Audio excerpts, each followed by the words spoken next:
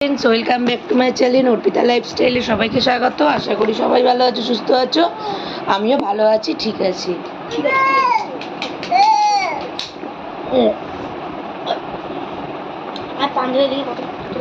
তো আজকে হচ্ছে রবিবার, এখন বাজে 11:30। সকালবেলা পাস্তা দিয়ে ম্যাগি দিয়ে করেছিলাম, সবার খাওয়া হয়ে গেছে। বাবান চিড়ে দই খেয়েছে, করে না হাতে লেগে যাবে, উপরে ওঠো উপরে ওঠো, ওর এখনই স্যার আসবে। বাবান চিড়ে দই খেয়ে নিয়েছে। আর এই দেখো আর একজন কারিগর বসে পড়েছে, কারিগরি করতে। ছাড় ওকে, ছাড়। এই যে মামাই মামাই, চোখ কোনটা চোখ। আর এই যে আর একজন, হ্যাঁ পরীক্ষা শেষ হয়ে গেছে তোর অনেকদিন আগেই, আবার পরীক্ষা শুরুর টাইম চলে এসছে। আর একজন ওই ঘরে খাচ্ছে।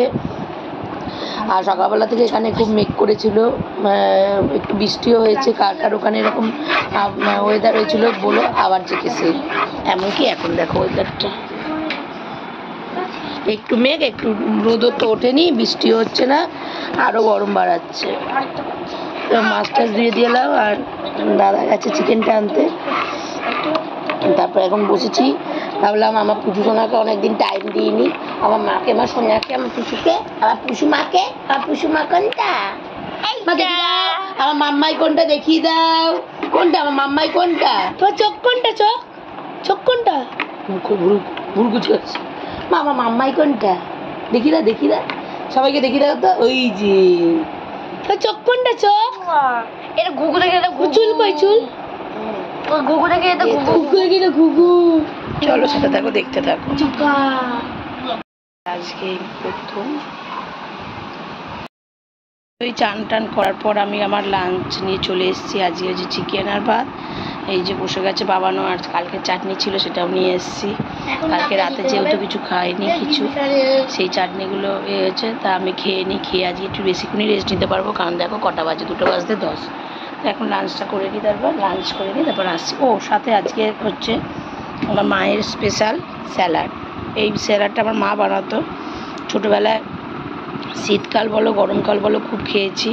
এই টমেটো, পেঁয়াজ, শসা, কাঁচা লঙ্কা, শীতকালে ছিল গাজর, বিট, আর গরমকালে এই দিয়েই বানাতো, লেবু দিয়ে নুন দিয়ে বানাতো। তা কারা এরকম কারা বাড়িতে এরকম স্যালাড হয় অবশ্যই কিন্তু কমেন্টের মাধ্যমে জানাবে। আমি কোনোদিন সত্যিই আমি ছোটোবেলায় খেয়েছি, কিন্তু তারপরে বাবা মরে যাওয়ার পর থেকে কোনোদিনই করিনি। তা অনেক দিন পর আজকে, সেদিন একটা বাংলাদেশে দাদার ব্লগ দেখছিলাম, তো দেখছিলাম এরকম করে বানালো, তা সেইটা দেখে আমার আজকে ইচ্ছা হলো খেতে, যখন ঘরে সবই ছিল, টমেটো, শসা, পেঁয়াজ, লেবু, কাঁচা লঙ্কা, তো এটা দিয়েই বানিয়ে ফেললাম। তো চলো সাথে থাকো, দেখতে থাকো, আমি লাঞ্চ করে আবার আসছি।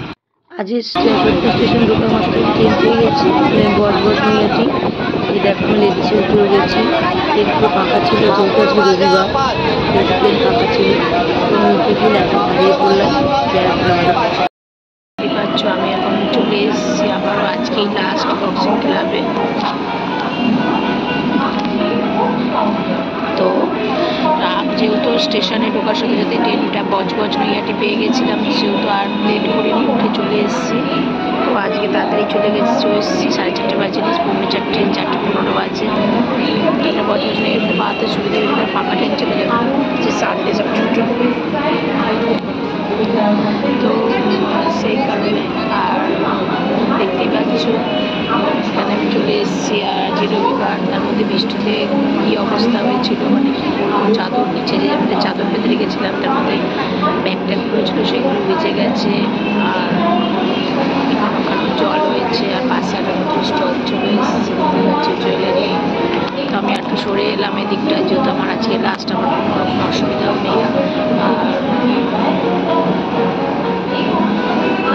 লাস্ট এই কারণে বললাম, মানে আজকে লাস্ট ডে আমার।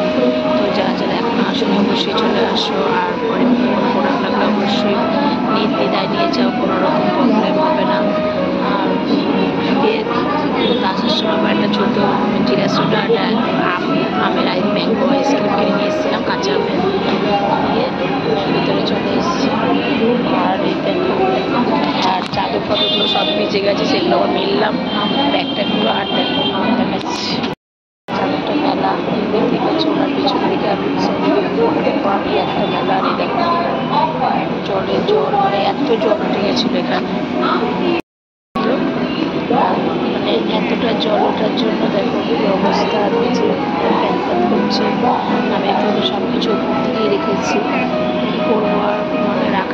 জায়গা নেই, আর কিছু করার নেই, একটু অ্যাডজাস্ট করতেই হবে, না হলে কিসের এক্সিবিশন হলো। সত্যি বড় কথার মানুষের মধ্যে অ্যাডজাস্টমেন্টটা সত্যি এখন খুব হারিয়ে উঠে গেছে। আমার মধ্যে ওসব কিছু নেই, সত্যি অনেকটা আমি অ্যাডজাস্ট করে থাকতেও পারি, চলতেও পারি, নাহলে আজকে আমি হয়তো থাকতে পারতাম না।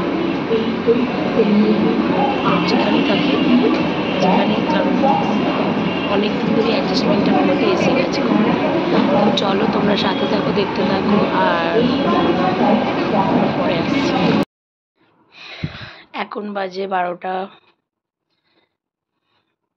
আমি অনেকক্ষণ এসছি, আজ তাড়াতাড়ি এসছি, সমস্ত প্রোডাক্ট নিয়ে আমার কাছেই নিয়ে এসছি, আমার প্রোডাক্ট আমার কাছেই নিয়ে এসছি। কালকে এসে দাদা নিয়ে যাবে। তো আমি বাড়ি ঢুকেছি তখন এই 10টা বাজে, 10টা 10-15 বাড়ি ঢুকে গেছি। তারপর দেখলাম এসে ভাত করা আছে, তো আর ভাত করিনি, আজকে ভাত করেছিল। আমি শুধু বাবানকে খেতে দিয়ে দিয়েছি, আমি নিজে কিছু খাইনি।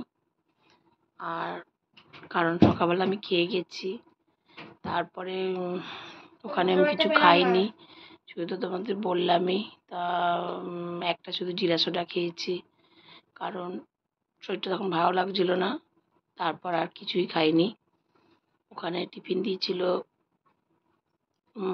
ওটাও আমি নিইনি। আর হচ্ছে যে এর আগে আমি একটা ব্লগে তোমাদের সাথে শেয়ার করেছিলাম, যারা আমার ভিডিওগুলো রোজ দেখো তারা হয়তো জানো, আমি শেয়ার করেছিলাম যে এরকম একজনকার শরীরটা খুব খারাপ, তার আজকে খুব বাড়াবাড়ি হয়ে গেছে। তাকে সবাই নিয়ে আমাদের এখানে সাগর দত্ত হসপিটালে গেছে। তো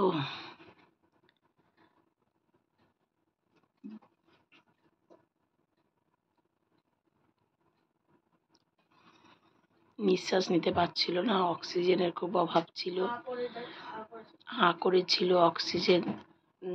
অক্সিজেন দিচ্ছে, তবু অক্সিজেনটা যে নেবার ক্ষমতাটা ভিতরে সেটাই ছিল না। তো তাই সেই দেখে সবাই মিলে নিয়ে ঠাকুর দত্তে ভর্তি করেছে। ডাক্তার দেখা মাত্রই বলে দিয়েছে এটা লাস্ট স্টেজ, তার মানে উনি আর বেশি দিন বাঁচবে না। তো দাদারা এখন ওখানে আছে, অক্সিজেন ওখানেও ঢুকিয়েছে মেশিনের মধ্যে, তার মধ্যে সমস্ত চ্যালেঞ্জ করছে। তো কোথাও যাবি? তো সেই মুহূর্তে এই কথাটা শোনার পর, মানে আমি আসা মাত্রই যখন শুনলাম, সেই মুহূর্ত থেকে এখনো পর্যন্ত যে কি হচ্ছে মনের ভিতরটা উথাল পাতাল, সেটা শুধুমাত্র আমি জানি, আর কেউ না। কারণ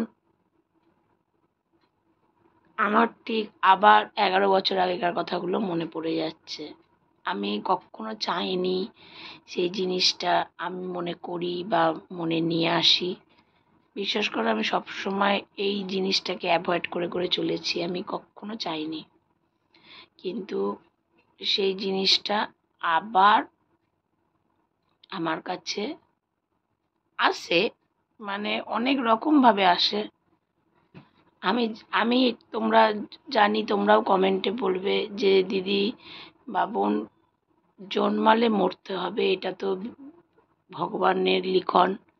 কিন্তু আমি ভাবি যে হয়তো যাকে যে টাইমটা খুব দরকার পরিবারে, সেই টাইমটা যদি রেখে দিয়ে অন্য সময় যেত, বা খুব বয়স হয়ে যেত।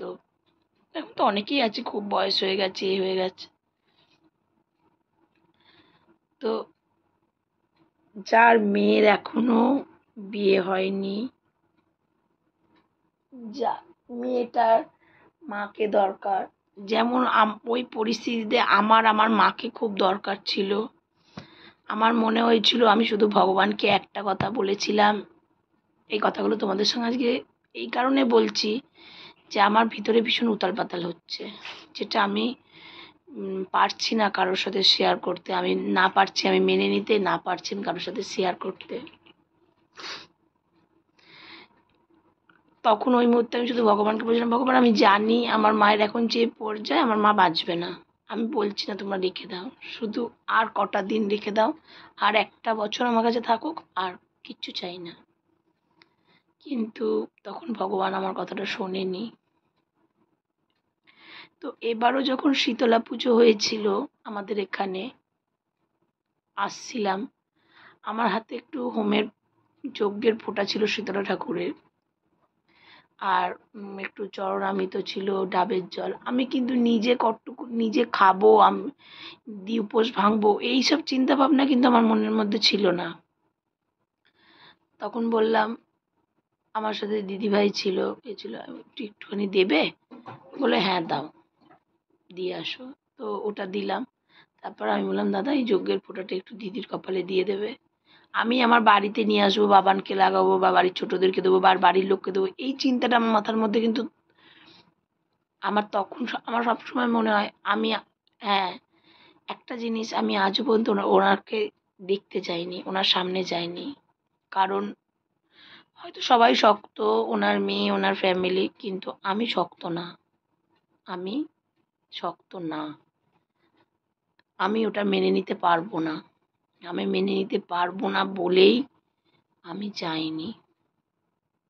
আমি মেনে নিতে পারবো না ওনাকে ওই পরিস্থিতিতে দেখতে, সেই কারণে আমি যাইনি। একবার গেছিলাম, কিন্তু তারপর থেকে আমি যাইনি। কারণ তখন আমি বলতে পেরেছি তুমি ঠিক সুস্থ হবে, তুমি ঠিক এ করবে, দাঁড়াবে। কারণ এই বছর পুজো তো আমাদের সাথে ওখানে প্যান্ডেলে বসেছিল, ছবি তুলেছে, মানে কষ্ট ছিল, গেছে ঠাকুর, মানে ঠাকুরের অঞ্জলি দিয়েছে, আমরা বলেছিলাম বলে গেছে।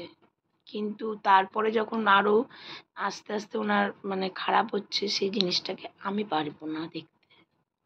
কারণ এই জিনিসটাকে দেখার ক্ষমতাটা আমাকে ভগবান দেয়নি। তো সেই কারণে প্রচণ্ড আপসেট হয়ে আছি আমি। জানি না কাল কি হবে। আমি আমার পরিবারের সঙ্গে এই কথাটা শেয়ার করলাম। আমার ভিতরটা খুব আনচান আনচান করছে, মানে খুব লাগছে। আমি নিজে জানি না কি হবে, কি হতে চলেছে জানি না। আর সেই পরিস্থিতিটা যেটা হবে, সেই পরিস্থিতিটা আমি কিভাবে ফেস করব সেটাও আমি জানি না। হ্যাঁ, তোমরা বলতে পারো পর, আমার কাছে পর আপন বলে কিছু না। যখনই কারোর কিছু হয় তখনই আমি আমার নিজেকে সেই জায়গার মধ্যে ফেলে দিই, যে এই জায়গাতে একদিন আমিও ছিলাম, একদিন এই জায়গাতে আমিও ছিলাম। এই জিনিসটা আমার মধ্যে আছে। আমি জানি না কার কার মধ্যে এই জিনিসটা আছে, কিন্তু আমার মধ্যে প্রচণ্ড পরিমাণে আছে। কারোর কিছু হলে সেই জায়গাতে আমি নিজেকে ফেলে দিয়ে বিচার করি। বিশেষ করে অল্প বয়সী কারোর কিছু হলে, যে এরকম যদি আমার সাথে তো এরকম একদিন হয়েছিল, এই জিনিসটা। তো চলো আজকের ব্লগটা আর বেশিক্ষণ কন্টিনিউ করলাম না, 12টা অলরেডি বেজে গেছে। আমি আবার ভিডিওটা আপলোডে বসাবো। তোমরা ভালো থেকো, সুস্থ থেকো, সবাই সাবধানে থেকো, সবাই ভালো থেকো, সবার ফ্যামিলি মেম্বারদের দেখে রেখো, ভালো রেখো।